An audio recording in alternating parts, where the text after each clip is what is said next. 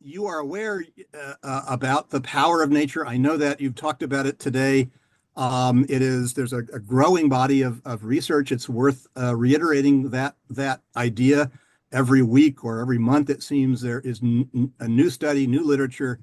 Most of us believe very intuitively about the power of nature. Of course, all the things in the slide here are things that give us pleasure, give us delight, give us meaning, things that we are drawn to. For me personally, birds and butterflies and trees and water and things like that. But we do have a lot of really wonderful creative work. And this is just a couple of examples. A fairly recent study in Belgium that showed the relationship between parts of the city where there are large canopy trees and sales of medications for mood disorders and cardiovascular disease, where there are more trees and larger canopies. We know we get a lot of mental health benefit from that. The sales of those medications are found to be lower.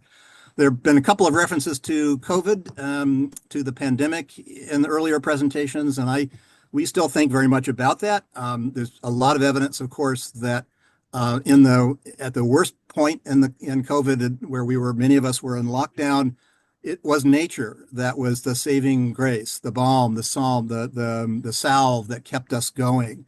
And we have a lot of evidence, in fact, about the power of birds, that we literally hatched a new generation of bird lovers and bird watchers, and we began to pay attention to the birds and to listen to those birds around us.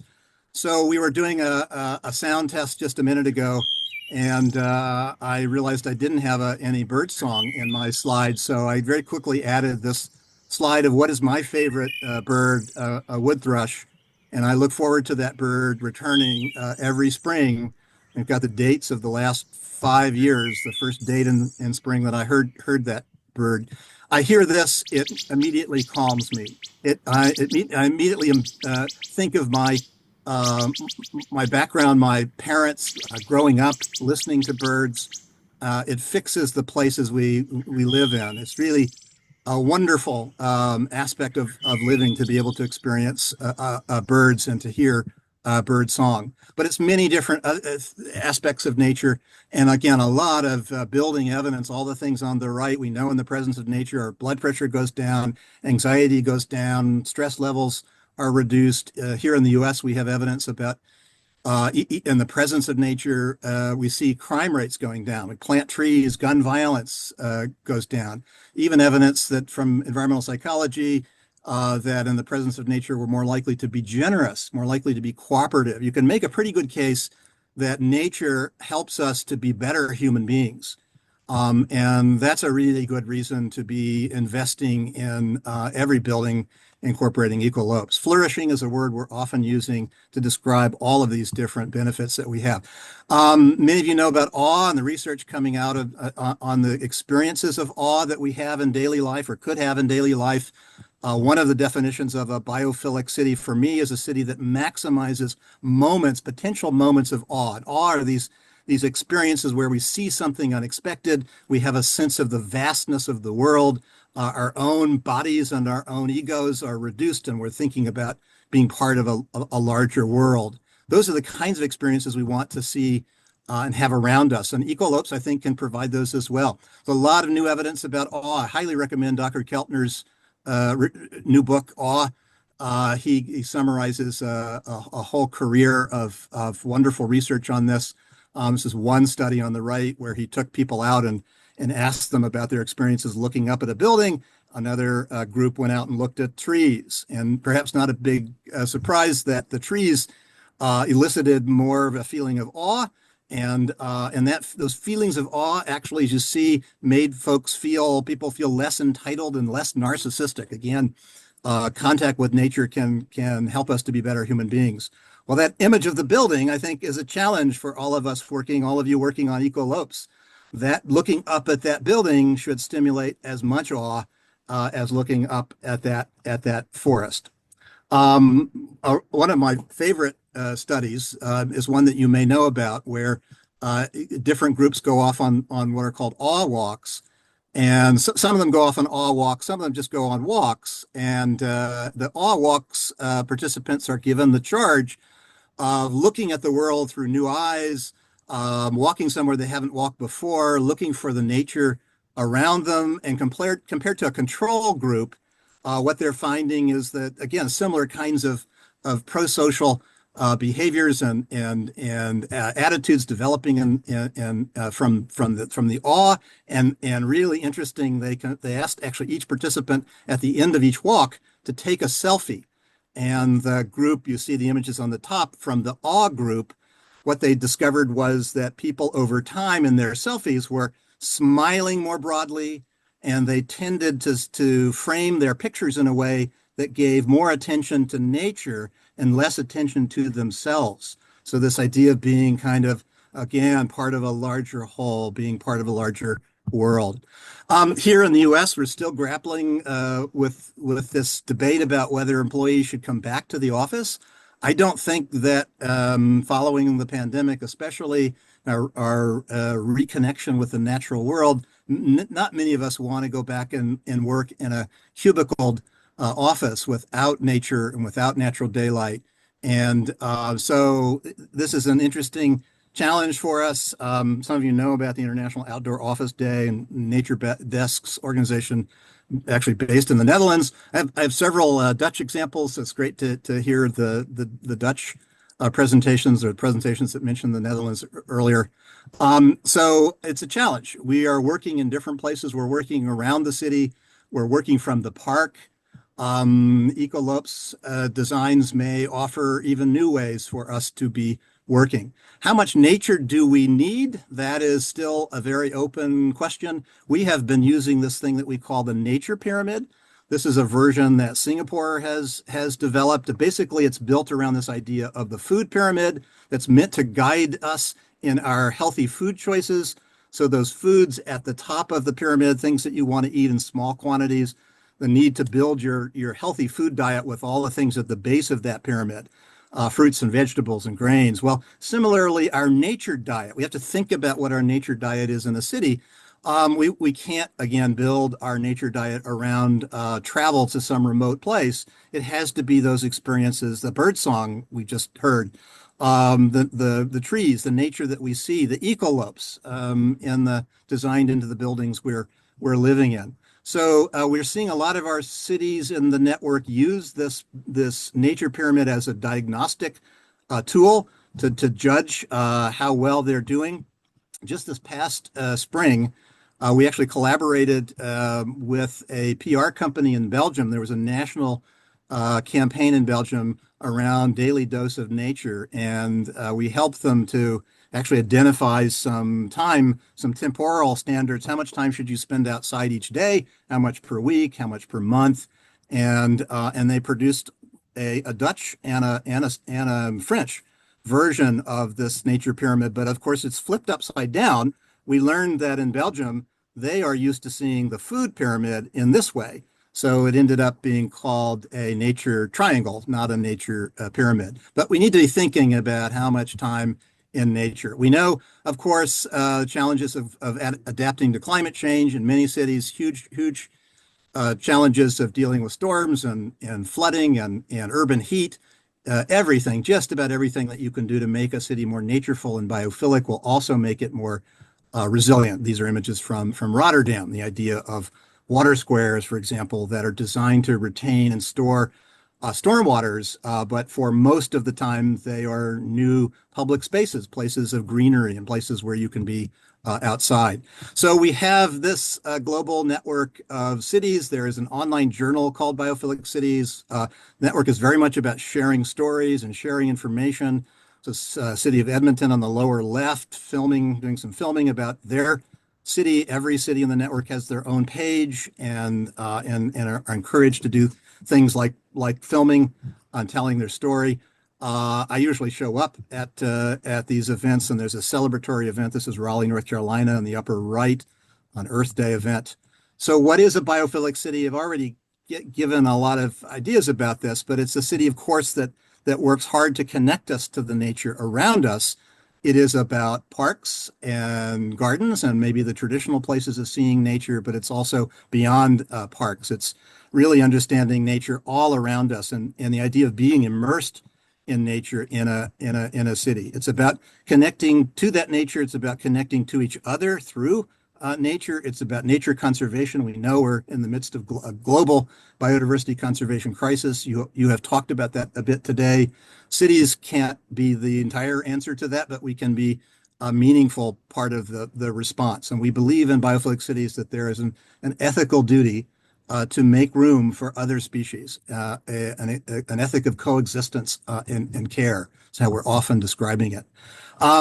We aspire to cities where we are immersed in nature, but this nature is diverse and interconnected. That it is about the building, certainly, but it's beyond the building. It's not simply a biophilic city is more than a collection of biophilic buildings, but really everything that we design in the city should be biophilic. But we are often saying room or rooftop to region or bioregion and all of those scales in between. So I've already said this, but this idea of being surrounded by nature, being immersed in nature. Nature is not just a place, a discrete location in the city to visit. We should be living in the nature. One of our partner cities is Singapore. And many of you know the story of Singapore for many years calling itself a garden city, more recently changing its motto to city in a garden, which seems like a small change, but really quite profound, that we are in fact in the garden. We are in the forest. We are in the park, if you will. Coming out of the pandemic, it's been interesting to see in Singapore, they've kind of ignited there's been an active discussion about maybe garden isn't the right metaphor, isn't the right way to think about the nature. So they've now been shifting their language to a city in nature, not a tended garden so much, but wild nature. Increasingly, that's what they mean there. So if I had to summarize, a biophilic city is certainly one where we're integrating the built and natural environment together.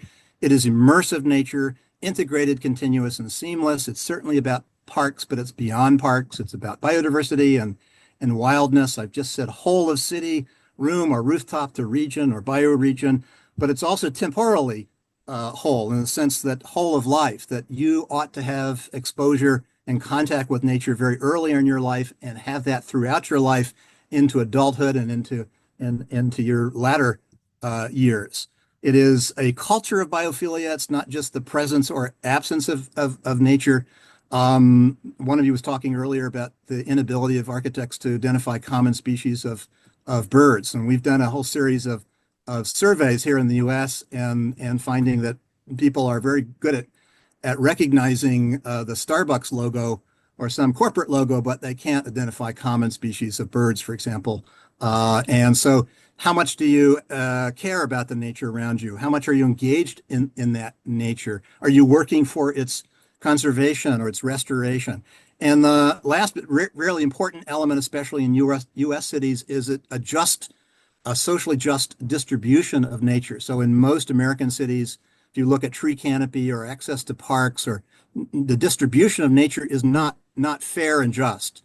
And it goes back many years to longstanding spatial segregation and redlining and so on. So we're talking about a just biophilia as well.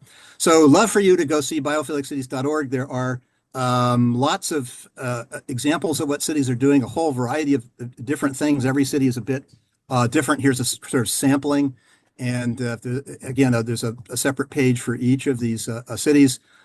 Pittsburgh, Pennsylvania is one of our cities. This just really an image to make the point that this is about reimagining a city, even a fairly industrial city, as being a place of nature. And it might be peregrine falcons living in that bridge, or the connections to the water and the waterfront here, as well as green roofs and green walls and other kinds of ecological features. It's certainly about human and ecological connectivity. It's the ability to get around a city, to be immersed in a city. Here's Singapore's Park Connectors Network, now more than 350 kilometers. Arlington, Virginia is another of our partner cities that has just released a Pentagon sector plan for the Pentagon portion of the city that involves this idea of a green ribbon, that you should be able to walk through canopied forest as you move through the city from every major destination should allow that deep connection and contact with nature. We are often using the word wildness, and of course the idea of rewilding cities, and we have lots of wonderful examples in our network. I haven't said this yet, but one of the things we've been doing a lot of lately is making short documentary films, sort of in the 5 to 8, 5 to 10 minute range. And so a number of slides, I think, coming up have indications of, watch that slide. So this is a really wonderful story of a chlorinated, energy-intensive downtown water feature in Perth in Western Australia that was converted to what is now a wonderful native biodiverse wetland in the center of the city. So we are able to rewild almost any urban location. Vitoria-Gasteiz and the Basque Country in Spain, one of our partner cities as well. Many of you know the story of their efforts to protect their green ring, but bringing that green ring into the center of the city has meant actually daylighting streams. This is a small river that was underground in a pipe. Or the Chongqing River in Seoul. We now have one South Korean city, Busan, in the network, and several other cities are hopefully joining as well. But this is a wonderful story of, as most of you know, I think, or many of you probably know, of the elevated highway torn down and the daylighting of this historic river that has created this really remarkable green corridor. So I mentioned I had a couple of Dutch examples. We have become fond of the idea of Miyawaki forests, and we see a trend, of course, around the world and in our partner cities. Tiny forests, pocket forests that goes by lots of different names, but the Miyawaki method of intensely planting trees close together so they self-compete, they grow quickly, wonderful habitats for birds. And Dutch nonprofit IVN actually has had a lot to do with the planting of now, I think, more than 200 tiny forests in the Netherlands throughout the country, often in collaboration with schools. This is one of my favorite ones, actually in Utrecht. I know Utrecht was mentioned earlier. An example, actually, of 20 parking spaces that were converted to a tiny forest of 1,100 trees, 35 different species. So a big fan of tiny forests. But in our network, a lot of attention being paid to urban trees and urban forests. And this is Busan, I mentioned, a new partner city in our network. And they, South Korea is this wonderful story of how they have regrown their mountain forest preserves, and 70% of the country now is in protected mountain preserves. And Busan is trying to bring those mountains into the center of the city, extend its forest canopy, and a very interesting idea of urban windpath forests. So planting forests that actually help to facilitate the flow of cool air from mountains into the center of the city. One really interesting strategy for cooling cities that we're going to learn from. And of course, the trees do so much for us, and in the way of shade and evapotranspiration. And most cities in my country and around the world are trying to elevate, trying to expand their canopy cover, trying to at least curtail the loss of trees, which is what we're seeing in most American cities. The differences in temperature, this is Fahrenheit, which is what I tend to think in terms of, but this big oak tree, it may be the largest tree in Atlanta, Georgia, and the difference in the temperature, the surface temperature outside the tree in the sun and in the shade is really quite remarkable. So we have a lot of stories about urban tree protection and urban tree conservation. This is a wonderful example from Seattle. We have a short film. I'd love for you to watch this. This is a development, pretty dense infill development that actually started with the protection of the trees and designed the buildings around the trees. So often, at least in this country, we knock down the trees first and then we build. So I know in Europe, no presentation's complete today, without mentioning the 330-300 rule, and another reference to the Netherlands and my Dutch colleague Cecil Konynendijk, who's come up with this idea. And I'm sure most of you know about it, but it made me think about ECOLOPES. If you don't know what this is, it is really caught on. I think half the municipalities in the Netherlands now have adopted some version of the 330-300 rule, and it's taking off in other places as well. I don't know how it is faring in Italy, but you should be able. The idea is that wherever you are in the city, you should be able to see 3 trees from your window. You should be living in a neighborhood with at least 30% tree canopy, and you should be no further than 300 meters away from a park. I can't see the audience, but I'd be curious to know how many of you know about the 330-300 rule. Probably most of you do, but it's interesting to it's interesting to think about the building in this graphic. Where are ecolopes, and how do ecolopes fit into such a rule? And could the rule be extended or expanded in some way to take into account the missing piece here in this framework, which is the building? I mean, of course, there's the small building of the window, but how do let's extend it to denser building forms and formats. Okay, so keep going. So many of our cities are finding ways to share space with other forms of life. Austin, Texas is in our network. Many of you know about the story of the 1.5 million Mexican free-tailed bats that took up residence under the Congress Avenue Bridge. That was not by design. And the first impulse was biophobia, was to want to eradicate the bats. It's a really interesting story of how that turned around. Had a lot to do with Merlin Tuttle and an organization called Bat Conservation International. So not only did they not eradicate the bats, they protected the bats. The bats arrive every summer. Hundreds of people show up every night during the summer months to watch the bats emerge from under the bridge and go off in these dramatic columns and feed. It is a major, understood as a major asset for people living in the city. Similarly, a similar story about the smooth-coated otters in Singapore. You probably know this. Now more than 80 of them, and we have a short film about this as well. It's a coexistence story. It's not a perfect story. The otters are eating fish from ornamental ponds, and there are some perceptions of negative perceptions, but mostly they are beloved.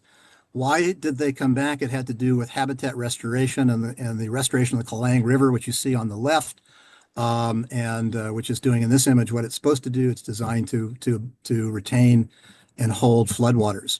So here's one of those. Watch the film. So it was the Kalang River. It's a wonderful story. It was this image you see up on the upper left, a hard surface concrete flood control project. It's now a beautiful meandering biodiverse river. Edmonton, Canada, looking at the entire city through the lens of birds and using circuit theory to understand how birds and other animals fare in the city, and circuit-scape modeling. Where are there disconnects, for example, in the tree canopy? And Edmonton in our network is actually a wonderful story. All of its planning involves an emphasis on ecological connectivity, and they, more than probably any other city, at least any other North American city, has been investing in wildlife passages to make it easier for all those species to move through and around the city. So here you see some examples of a recent wildlife passage that's probably more than 35 now. One of the interesting outcomes they weren't expecting necessarily was a sharp reduction in car wildlife collisions, which carries with it quite a bit of economic expense.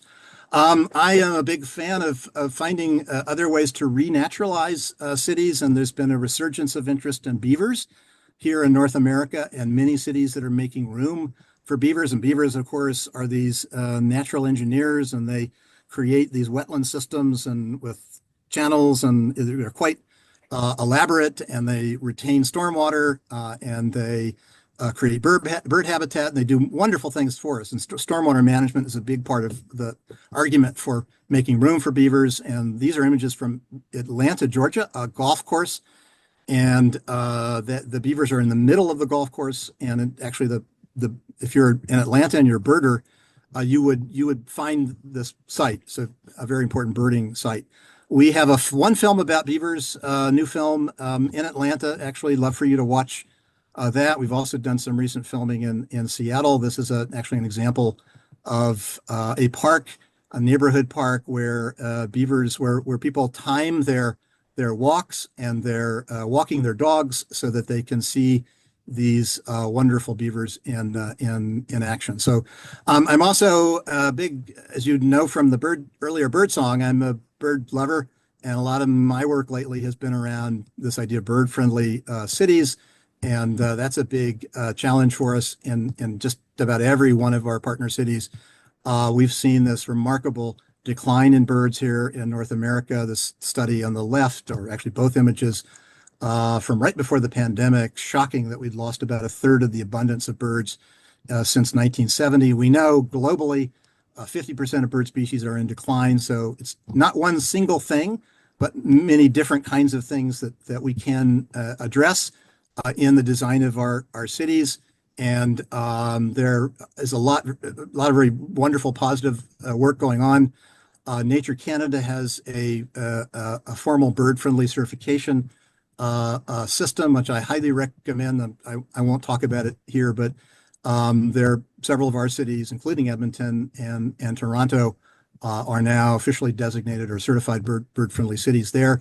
I was interested earlier, ECOLOPES. I'm always listening for any commentary about windows and how can we overcome what is a very serious danger, of course, especially for birds.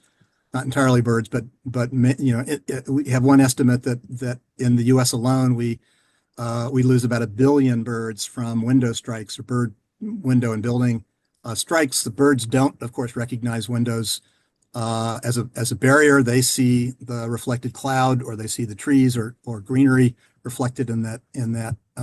We know what we can do, and I wonder to what degree our new ideas about glass incorporated into the ECOLOPES framework.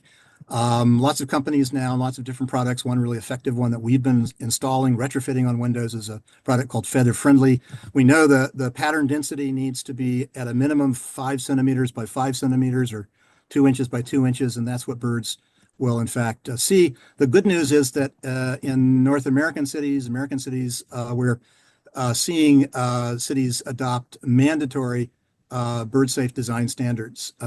First city was Toronto. First American city was San Francisco. Largest city now is probably New York, Local Law 15 that requires installation of bird-safe glass and building materials in the first 75 feet of that structure.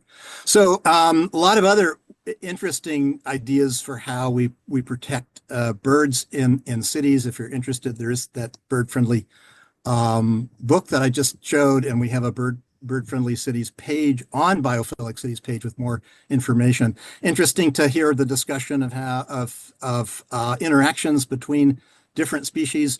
Most American cities now have coyotes, and we have a short film about the Atlanta Coyote Project that talks about the benefits of having coyotes. One thing that we've discovered, the research indicates, is that where you have coyotes present, domestic cats that predate heavily on birds, end up staying closer to home. So actually, we'd rather that cat be inside, but actually making room for coyotes means that birds will benefit from that as well.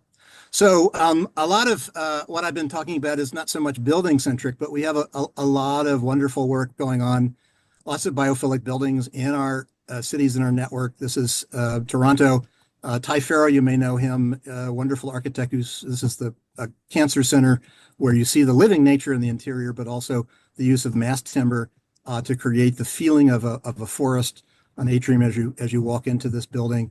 A lot of focus here around regenerative design, but it doesn't incorporate enough of the green elements of the ECOLOPES kinds of ideas that you all have been talking about.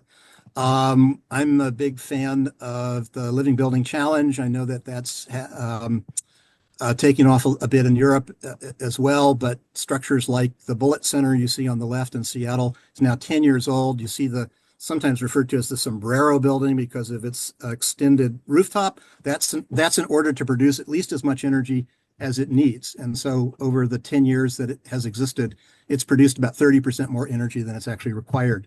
Um, in our partner city, Singapore, we have some wonderful examples of how nature has been incorporated into buildings. And there is something called the landscape replacement policy now that requires new buildings to provide at least a one-for-one replacement of the nature lost at the ground level with nature in the vertical realm. So all the things that you have been talking about today are things that you will find things that encourage through that kind of a standard. And that's actually one of my later slides that I may not get to, suggesting that we think about planning standards. And something like a landscape replacement policy would be a good place to start. And how do ECOLOPES ideas fit into that? It's great to hear the discussion about squirrels just a little bit ago. This is actually the earlier building I just showed you just a second ago. Kampong Admiralty is a WOHOD design building. I think most of you probably know WOHOD. It's a wonderful firm in Singapore. And one of the designers likes to say that this building, the Oasia Hotel, was designed for squirrels, not people, but it's a facade, a sort of a trellised facade that includes 21 different varieties of blooming vines. And they have done studies that show that there is a considerable bird activity and biodiversity supported by the greenery, by the plants. So we have lots of examples. So I'm about out of time, I suspect, but let me just quickly run through a few slides, and I'm happy to stop at any point, and we can share the slides later, and you can look at some of the questions I'm posing later in a little bit more detail. But Wolfgang gave me the charge of sort of what are some of the questions, what are some of the challenges? You've been talking about challenges all day. I started to group them in my mind. Social, economic, you've already discussed this a little bit, but what do these additional green elements cost? Increasingly, we know that they pay for themselves very quickly if they're not, immediately cost effective. Who will pay that? Who will take care of and maintain ECOLOPES? Are there subsidies or incentives that will be necessary? Many cities, of course, have some form of green roof subsidy incentive program. Would ECOLOPES be able to take advantage of those sorts of programs? How will the occupants be engaged with the ECOLOPES? That I think is a really important element for me in a biophilic city. How do we foster direct connections to nature by either it's something they do to plant or care for or water something, or it's engaging the nature like birds, and using apps like iNaturalist or eBird. How will we capture and account for the collective benefits of ECOLOPES? Can we document the health benefits and quantify the economic value of those health benefits, thus making a strong case that we want to promote ECOLOPES in cities as a public health measure? Can many of these spaces be considered social capital? I know earlier in the presentations there were discussions of balconies and the last presentation, terraces. We know coming out of the pandemic that those spaces are really important for being outside and connecting with neighbors. What about spaces at sort of ground level? Are there ways that ECOLOPES designs can facilitate interaction between residents? And I think that's a really interesting sort of idea. We talk about biophilic cities as being outdoor cities. We know, of course, the reality is we spend 90+% of our day inside. So we need to bring nature inside. But how does nature strengthen spaces outside? Maybe spaces connected to a building, or maybe not. This is Greenacre Park in New York City. Tiny little green space with buildings all around it. Really, really powerful impact of that. Um, Another category, aesthetic and health. And so I know that there's been a lot of discussion about whether people are fearful of connections to nature. And I think that's a legitimate thing to think about. What is it? The biophobia. What is it they're afraid of? It's certainly true with the concept of biophilia. We recognize it's innate, but it also requires cultivation. So it requires education and nudging people to spend time in nature, being aware of its positive value. It isn't necessarily going to be automatic for everyone, but it is interesting. Here's another Woha building, a Park Royal Hotel in Singapore, and almost immediately they were able to they doubled the price of hotel rooms, which is not necessarily a good thing, but there is a lot of evidence about the market value of having this kind of nature.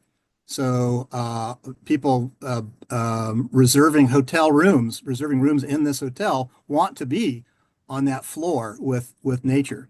There are certainly other examples of this. This is a case study in the bird friendly city book. It's a wildlife friendly development in the UK called Kingsbrook, and by a company in the UK, actually the largest home builder in the UK, has declared that they're going to build every new project like this. It includes hedgehog highways and wetland restoration, but one of the most interesting features is the incorporation of Swift bricks. And in this case, actually, people came in. Many people wanted to actually buy units that had this facade. So I'm not sure that there will be some who will be biophobic about it or fearful about it, but there'll be a lot of people who very much want that connection and want to be able to watch those birds and to hear them nesting and to see fledglings I think there's a strong market and strong desire there. So that would be one of my answer. I'm very curious how Ecolopes can help us again connect to the nature outside, maybe bring some of that nature inside. We've seen the emergence of this company called Haiku Box. Haiku Box, I don't know whether it's taken off in Europe or not, but it's basically like the app Merlin that collects bird song and identifies species in real time and delivers that to your phone or to a computer screen. How do those Ecolopes designs in some way take sound and collect that sound and deliver it into the interior spaces of a building, maybe. Another category, again, I'm not reading all these questions because I think I am about out of time. Ecological functioning, you already talked about this a lot. Here's an image from the Jacob Javits Center in New York, where they've retrofitted a green roof there, and there's 150 bird gull colony there, herring gull colony, and many species of birds that nest on this green roof. How will we monitor this biodiversity? And also, you've already talked about this, but how do Ecolopes help us to connect to some or achieve some of the other goals that we have? How to connect the ecological patches. And so this is actually a very local example for me, 7 different levels of green roof. How do we design in a way that birds can move through it in a logical way, and it can connect to ground level parks? But there are a lot of different goals, right, that we're trying to achieve, and the carbon neutrality is one of the most important of these. This is a new hotel project in Denver, Colorado, where they do have a number of biophilic features, and they're bringing natural daylight in, and they're doing there are a number of sort of sustainability elements to it. There isn't much in the way of living nature, but they are aspiring to be the first carbon positive hotel in the U.S. How do we incorporate Ecolopes and can further contribute to the achievement of that carbon positivity or carbon neutrality? Here, by the way, each night stay contributes to the planting of at least one tree. So there is a sort of offset element, and a lot of attention in biophilic design to those wonderful interior spaces. Portland Airport, New Portland Airport, that's gotten a lot of attention. Natural daylight, also living nature in the interior. How do ecolopes help to create that positive interface between outside and inside? And how does the ecolopes agenda contribute to this larger biophilic design movement? Maybe the last thing, well, no, I wanted to talk a little bit about censoring, but maybe we can come back to that. My last category has to do with planning and design. How can ecolopes help to overcome NIMBYism, not in my backyardism? How can we adjust planning codes? Again, back to what about this 330-300 rule? Can that be adjusted to promote ecolopes? Which professions need to be engaged in this? So the idea of ecolopes helping to overcome NIMBYism is really interesting. So this is an example on the right of a project in Toronto that was sort of slowed down, wasn't immediately approved, but then the neighborhood around it saw this project. It's essentially a vertical forest with tree planting space built into the floor plates of the structure. The neighborhood actually saw it as a kind of vertical park. So they lobbied the city, they advocated for its approval. So that's a really interesting kind of alternative dynamic. And I can see ecolopes having a similar kind of effect, that if we see all those additional green elements as positive contributions to one's neighborhood, that makes it easier maybe for us to build more compactly, makes infill easier. It overcomes some of that NIMBYism. So I have a lot of slides here at the end about codes and a lot of transformation of codes in the direction of greener cities and greener buildings. For example, here, San Francisco has now something called a Better Roofs Ordinance. New York City has a Better Roofs Ordinance that mandates the installation of either a green roof or a solar roof, or increasingly a combination of green and solar, what's been called biosolar. So I think the ecolopes is just the timing is right. And there are increasingly codes, again, like the Singapore Code, that will create opportunities to install and test ecolope systems. That UK example is really an example of biodiversity net gain. Some of you know that the UK now has a national planning standard. Every new development has to show that there is more biodiversity at the end of the project than there was before. You have to biodiversity net gain. It's tricky how you show it, but ecolopes can be part of how you would satisfy a code like this. And by the way, the image on the left is just a little visual expression of Singapore's lush, or its landscape replacement policy. So I'm going to skip ahead, and well, that was really my my last slide. So I'm sorry, I'm a little bit over. I guess, yeah, my last slide was going to be, this is a new retrofit from New York City, the St. John's Terminal. It was a terminus, a rail terminal. If you've been to the High Line in New York, this is where that rail line ends.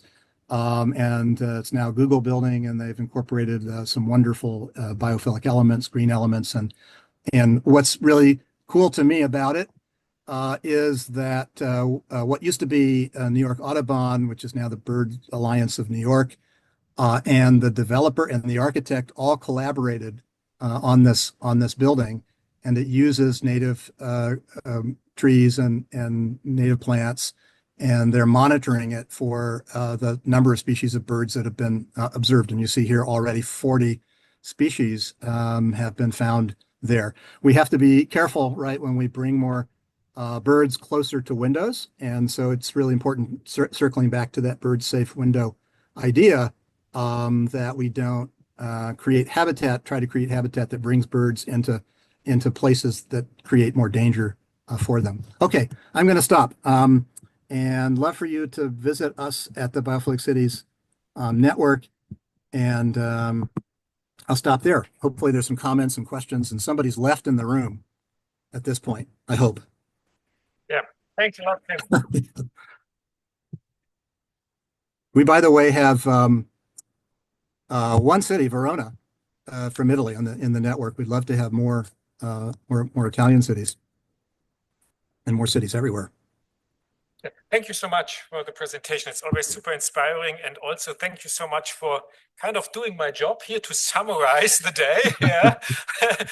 So we are a bit over time, but that's not the problem because you already did a perfect summary of the different aspects, including an outlook into the future, how we could pave a road towards implementation. Yeah. We have seen already great talks by more the practicing companies today. I don't know if there are questions in the Zoom. There are no questions. Are there questions here? Or comments or insights? Anything? Yeah, love to. You're tired, I know. It's only 2:30 in the afternoon for me, but it's for us it's the end of a very it's the end of a long day, very long exhausting day. So I think it's so not I will not be impolite offended if you have people no questions. that they can't say any questions. I noted down quite some questions, but I think we will follow up with you also later on. That is really a good idea also with all this input from your slides, which is actually also very helpful for next steps of upscaling, etc. With this, well, I would keep it short. Thanks so much, Tim, and see you soon. Thank you. Thank you. Congratulations on all the work. It's very impressive, and I'm really happy to see it, and I think it's really important. So, thank you. Okay. See you. Have a nice day.